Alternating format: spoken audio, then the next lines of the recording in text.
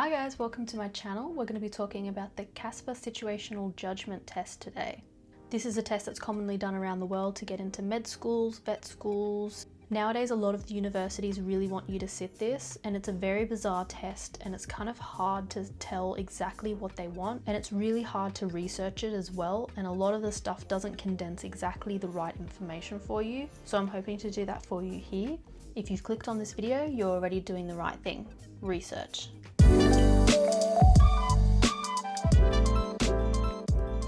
So if you don't already know, the CASPer Situational Judgment Test tests your personal and professional skills, apparently, such as understanding, communication, problem solving, and empathy. Now, a lot of med schools and vet schools are adding this nowadays to say that they're testing other qualities and giving you a chance other than your scores and experience to showcase your skills. This is only something that was really recently implemented in Australia, at least, especially for the University of Sydney. It came into effect during my degree, so it is only the last 2-3 years that you've had to do it. Now, what really helps with the CASPer test is to know exactly what your format is. So you've got two sections that have both word-based and video-based questions. And overall, you've got 14 scenarios. Now, within these two sections, you either have a word written response that you have to type, or you have to record yourself videoing and talking. So within your video-based questions, you have 2 word-based questions and you have 4 video-based questions. For your typed scenarios, you have 3 word-based questions and 5 video-based questions. So overall, more of your scenarios are in those typed questions. And I think what's really important to note is that when you sign up for the CASPer test, you expect these questions to be relevant to what you are applying for, but they really are not. They are the most random questions. They can be based in retail a lot of the time, or a lot of the time they love to talk about uni group assignments, and it is not at all about the profession that you want to go into. So if I can give you 2 really general tips before going into the exam, number 1 is dress nicely. Dress as if you were actually sitting for a formal interview. This sounds really basic, but just psychology-wise, these are real people that are marking you, and if they look at you and see someone that's dressed formally, psychologically, they will already be thinking better of you than if you were just sitting there in your pajamas. Now, of course, the CASPer test does not say that you need to be dressing formally, but I do think it helps you in the long run. My second tip, and this is personal opinion, take all your breaks. You do have the option to skip your breaks if you want to. Personally, taking those few minutes just to stand up, even if you take a lap around your room, you allow your brain to refresh and you give yourself time to formulate better responses if you actually take your breaks rather than just skipping through them all. I think a lot of people do themselves a disservice by trying to rush through the exam and just get to the end as fast as they can. So now let's move on to my specific recommendations. And number 1 is never make any assumptions. The CASPer test will always try to trip you up and try and lead you in a certain direction. They might give you a question that says Lucy is in a group assignment and she's not doing any work and she's not contributing anything. If you immediately jump to Lucy being in the wrong, that is what they're trying to make you think. You instead need to be asking what the other person could be going through or what could be making them do this. So that leads me to what you should be doing instead, which is using if-then statements. This is a really good structure for your responses as well that's very easy to remember and you can type and respond very quickly. So instead of jumping to Lucy in your group assignment is not contributing and this is her fault, you need to instead be going, if Lucy has something going on at home that could be causing this, then we need to discuss this with her and work out a plan. You need to be thinking about what else could be happening to cause the person to be acting the way they are, and not immediately jumping to them being in the wrong. The CASPer test loves to hear you considering what other people might be going through. Especially the CASPer test loves to leave things up in the air and unsaid, and that gives you the opportunity to show off all the different situations that you have thought of and how much you can put yourself in that person's shoes. So your first key point that they love you to say is to approach them in private without any judgment.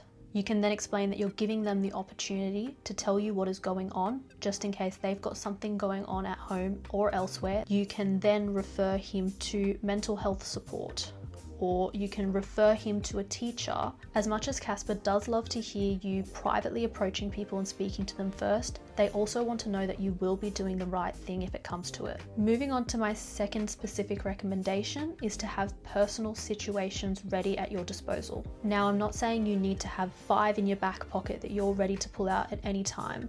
I would say a safe number is 2 that are slightly different from each other that you can adapt to whatever question you end up getting given. A good example of the questions that they can throw your way is to describe a time when you received difficult or challenging feedback. Now, the main things that CASPer want to hear is that you handle the situation with empathy and professionalism.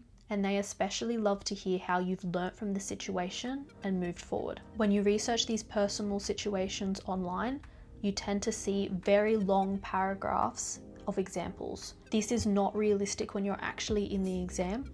I would say that you've got about 2 sentences to explain your situation, and then about 1 or 2 on the outcome, and then 1 or 2 on your reflection.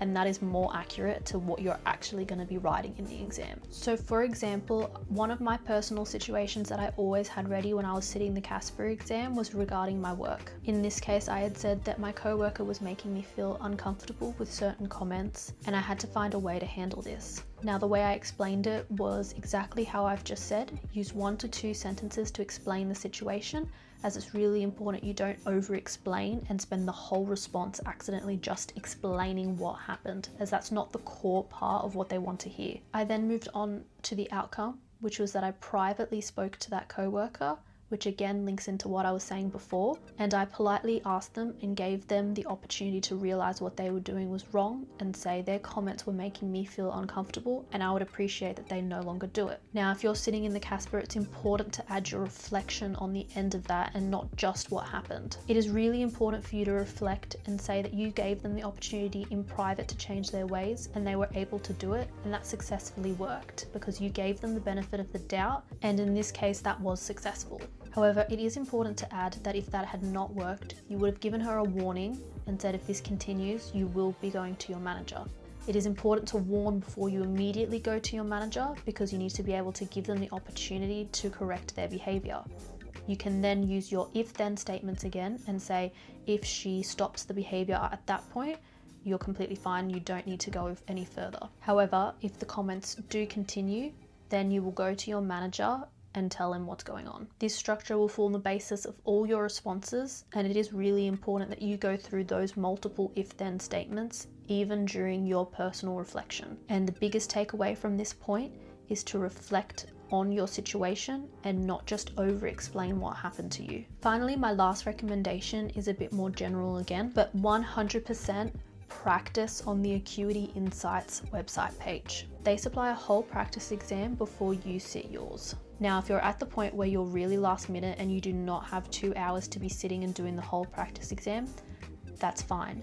Just at least sit through 10-20 minutes so you know exactly how the test will work, so it doesn't stump you on the day. So even 5 minutes scrolling through the practice exam and learning exactly how it works will be beneficial in the long run. Also, outside of Acuity Insights, if you Google CASPer examples and answers, you will get a lot of websites and a lot of different responses. However, one thing you do 100% need to know is that all of these websites are showing perfect responses that are not written under pressure. They are significantly longer than any response I ever wrote during the CASPer, and I got the highest quartile during both of my exams. So when you're reading those exemplars, just know to pull out the main points and know that you will not be writing that perfectly on the day because they are very snap quick responses. Now, funnily enough, I did sit the CASPer exam 2 times during the 2023 cycle and last year during the 2024 cycle. And I ironically have my book that I wrote my notes in for both exams still. So as an example, these are the kinds of notes that I was writing during my exam. They were very frantic, and you can see that's a long one. That I don't even know what I was writing, scribbles.